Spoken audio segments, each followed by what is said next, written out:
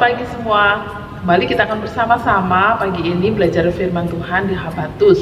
Dan renungan firman Tuhan pada pagi hari ini diambil dari Amsal pasal 7 ayat 1 sampai ayat 3. Bu Ripka akan membacakan bagian firman Tuhan ini ya.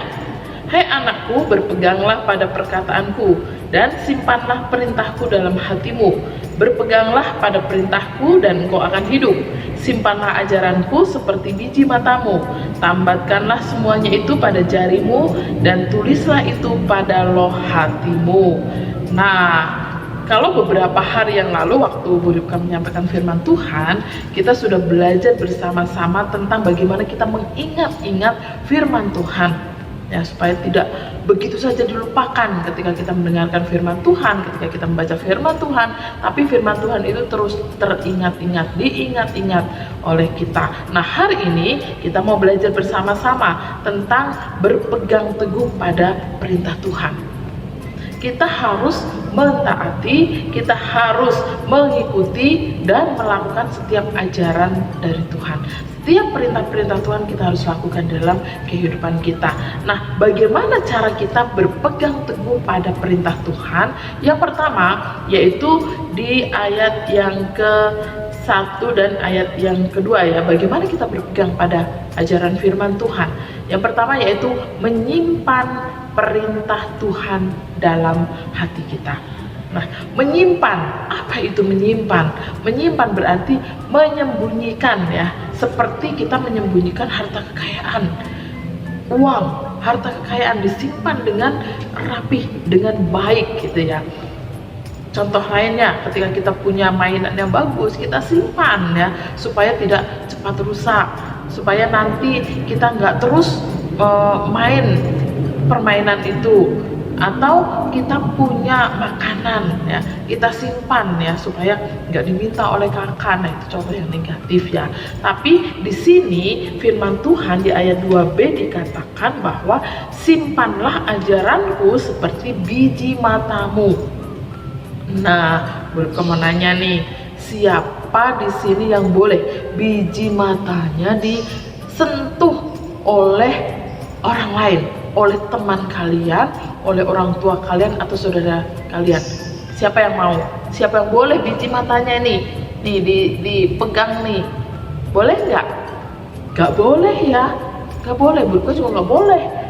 Mata ini akan dilindungi ya, dilindungi. Nggak boleh siapapun mereka memegang bola mata kita, gitu ya. Dan kalau seandainya kita kemasukan debu atau kemasukan barang yang kecil, itu sudah sangat sakit ya, sakit sekali gitu, dan pengennya dikucek, bahkan merah gitu, apalagi kalau kena tangan atau benda-benda lainnya, wah itu sangat menyakitkan gitu ya. Jadi kita berusaha untuk melindungi bola mata kita supaya tidak disentuh oleh orang lain. Nah, biji mata adalah bagian yang sangat berharga dalam kehidupan kita. Nah, tapi juga rapuh. Tidak seorang pun yang kita izinkan untuk menyentuh biji mata kita. Bola mata kita tidak boleh, karena ini sangat berharga sekali. Artinya, semua perintah yang Tuhan berikan dalam kehidupan kita itu berharga sekali. Itu sangat bernilai untuk kehidupan kita. Oleh sebab itu, kita harus menyimpannya dengan baik. Kita simpan. Jangan sampai terus kita menerima firman Tuhan dibuang begitu saja, sia-sia begitu saja. Tidak, tapi kita simpan di dalam hati kita. Terus bagian yang kedua itu di ayat yang ketiga. Perintah Tuhan harus ditambatkan.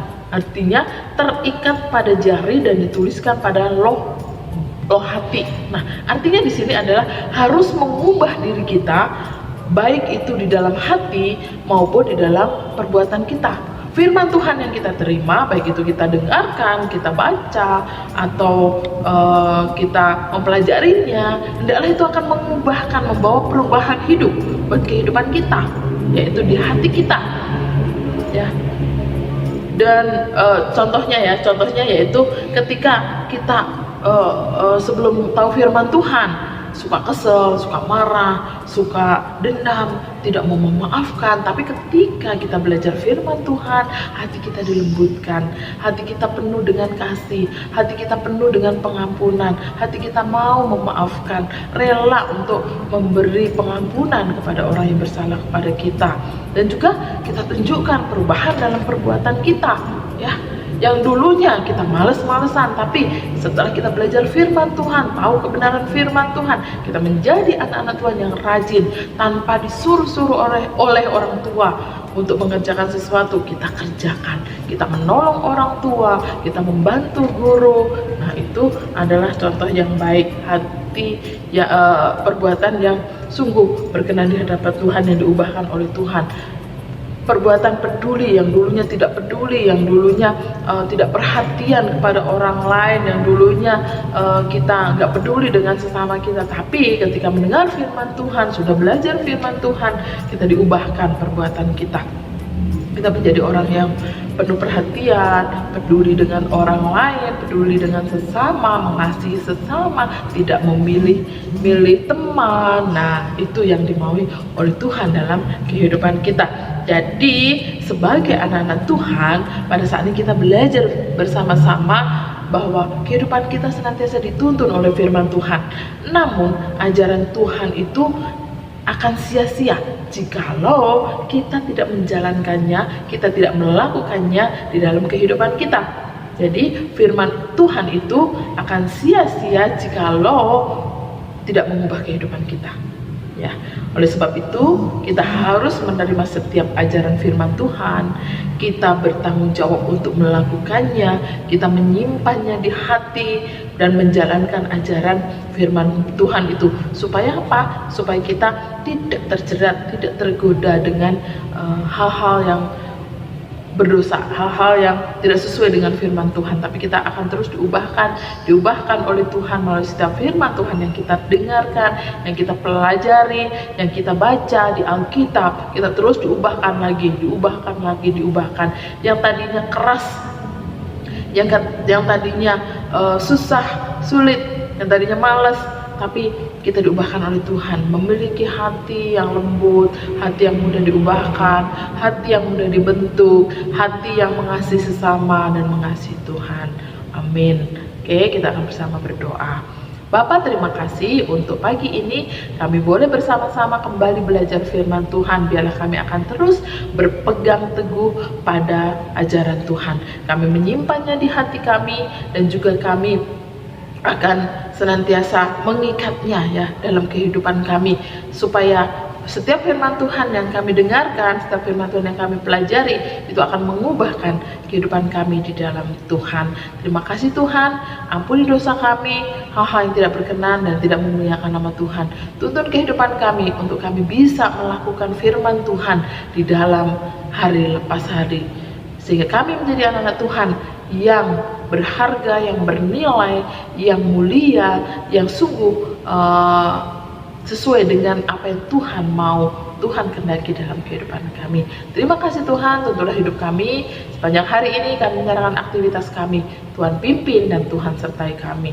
Hanya di dalam nama Tuhan kami Yesus kami sudah berdoa dan bersyukur. Amin.